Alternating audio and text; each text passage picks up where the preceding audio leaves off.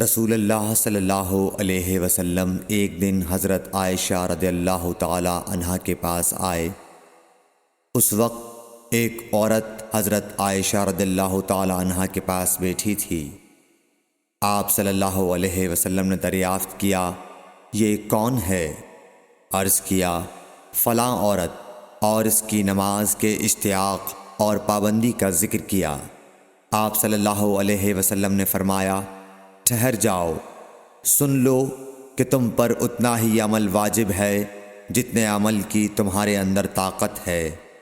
اللہ کی قسم، ثواب دینے سے اللہ نہیں اکتاتا، مگر تم عمل کرتے کرتے اکتا جاؤ گے، اور اللہ کو دین کا وہی عمل زیادہ پسند ہے جس کی ہمیشہ پابندی کی جا سکے، اور انسان بغیر اکتائے اسے انجام دے۔